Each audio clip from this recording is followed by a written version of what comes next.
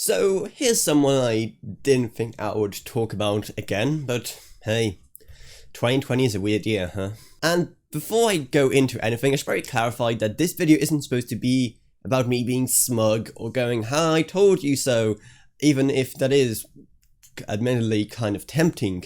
But no, I guess seeing how things have been kind of kicking off in regards to this topic, I decided to do a little update on what kind of my side of the story looks like, because, well, it's been quite a few months since my original video on it. If you don't know what I'm talking about already, well, a YouTuber that I had run-ins with in the past, who made a whole smear video about me filled with nothing but lies, is now apparently getting cancelled in the art community because she just made up stuff and lied about other YouTubers.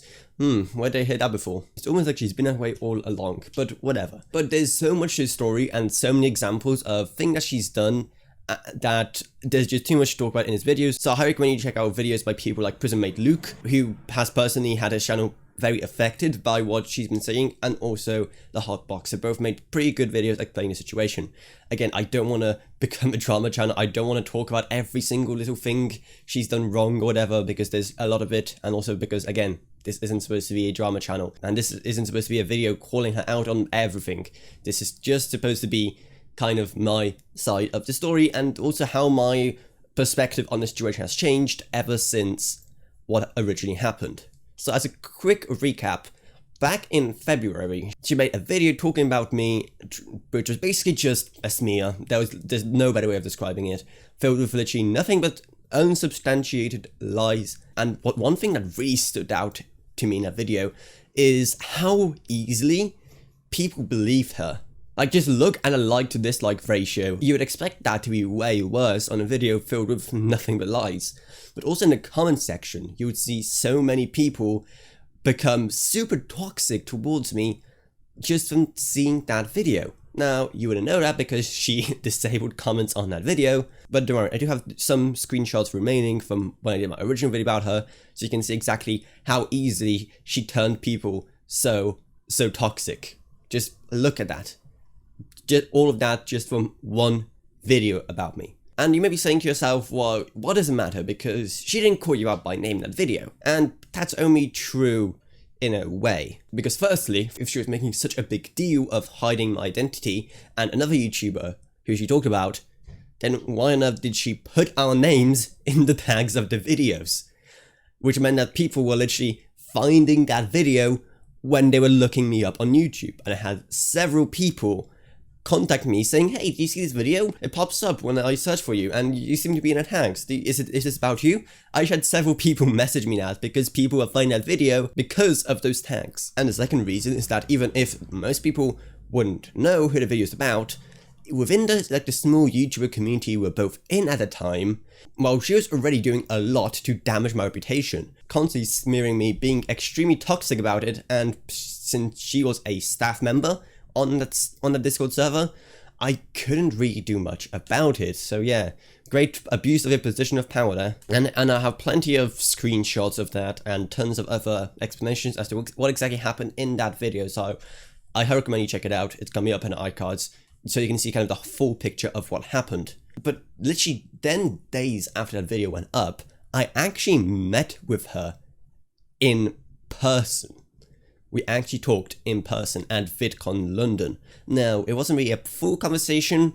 It was kind of just like, hi, how are you? I'm fine, how are you? You enjoying VidCon? That kind of thing. It was very casual. But one thing that really stood out to me was how nonchalant she was being about the fact that she's talking to someone she just smeared a few days ago. If I was talking face to face to someone I'd try to defame, I don't know, I'd feel like it would be a bit more awkward. So that was even more kind of concerning about her and her character. And it looks like it looks like what happened to me was just an omen of things to come, because the whole art community kicked off about it recently, because she's been just calling out other YouTubers, lying about them, and then using the victim card and mental health card for protection. And I'm gonna say, at first, I wasn't really too interested in it. The main reason I was interested is because, well, it's to do with a YouTuber that I really dislike for trying to defame me like that. And well, for me, art community drama always seemed like the lowest hanging fruit of drama, For me, as an outsider to the art community, they always seemed about as civilized as a presidential debate. so not at all. But I'm hesitant to call anything here petty or anything like that, because even if she's being petty, her actions had a really dire effect on the reputations of other YouTubers, which is, well, never a good thing. And I guess just welcome to the club. And even if I am in some twisted way glad I'm not the only one who had their reputation at least somewhat damaged by hopeless speeches, well, that definitely shouldn't be a thing that one should be glad about, because that's still a terrible, terrible thing. But like I said, this video is supposed to be about my perspective and my side of the story, and kind of an update to my thoughts about the situation several months down the line, almost a year down the line. Do I still dislike her? Yes, especially seeing all the additional information that came to light in the past few days. Do I think that she deserves to have her reputation ruined because of it, and already she's been losing a lot of subscribers if you just look at Social Blade? I mean, for as much as we can all appreciate some good karma, especially people like me who were affected by her lies, I think that, as always, instead of just getting on the bandwagon, I think you should just look at everything yourself and decide for yourself how mad do you want to be at her, and exactly how far do you want to go with this. But I definitely do not, by no means I'm saying, you know, go harass her or be mean to her, whatever. If you feel like that's enough, if you're subscribed to her and you feel like this is all enough for you to unsubscribe. If you want to leave a comment saying, hey, what you did isn't really cool, do that. If you want to leave a dislike on one of her videos, do that. Just don't go overboard. Just decide for yourself from all of this information how upset you want to be about it and how much you want her to see that you're upset with her. But most of all, if there's one thing this shows us, and if there's one lesson we should all take from this, is that taking information like this at face value and believing all those unsubstantiated claims, wow, that's always an avenue for drama and trouble. And that is the main lesson that we should probably all take away from it. Because the internet, not even internet, the world is full of hopeless speeches. And unsubstantiated claims, especially nowadays, are everywhere. And if we believe them at face value, if we don't look into them, this is the kind of situation we end up at, with reputations ruined, feelings hurt, etc. and etc. And also, hey, if you're a YouTuber out there, definitely do not do what Hopeless Peaches did to try and grow your channel. Do not try to like prey on making stuff up about people and ruining others' careers and befriending people just to then betray them and whatever else she did just to get ahead. Like, she was getting really close to getting 100,000 subscribers before this all kicked off. Yeah, she's almost at a silver play button, and she's still having to be a crook just to grow her channel. And compared to some YouTubers, she's doing extremely well. Like, just look at my channel. It's absolutely tiny compared to hers, and I've been doing this and I've been working with this channel for 7 years. You don't see me lying about people just to try to get ahead. Most importantly of all, a lesson that probably most people know, and that is that trying to use the mental health card as protection and as trying to portray yourself as a victim is and always has been pathetic. Do I want to see her career ruined?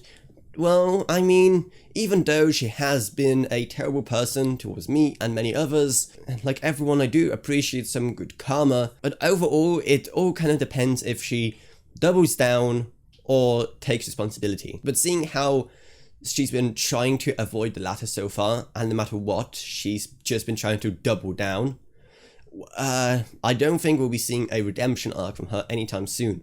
I would love to. I would love to see the good side of her, but she's making it so hard for us. And just through things like turning off the comments on that video she did about me, and deleting lots of tweets and other stuff, it's just making the situation so messy. And don't worry, if she does remove that video about me, which is just ripe with evidence about what kind of person she is, well, I do still have clips of that video in my original video on the matter, and also I still do have it, downloaded since then, so don't worry, if she does delete it, it's not gone. So those are just my kind of thoughts on the situation. It's very messy. I was, fighting with myself over if I want to even make this video or not, but I decided, hey, why not, just to clean things, just to kind of help clear things up, just to kind of show my situation, just kind of share my kind of side of the story, and I guess hello to everyone from the art community who probably came here because of that that whole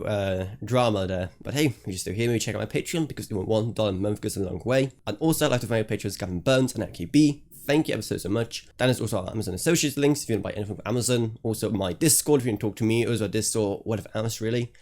And that's about it, so I hope you enjoyed this quick little video. If you did, remember to subscribe, like, whatever, and I'll see you all in whatever next. Goodbye everyone. Goodbye.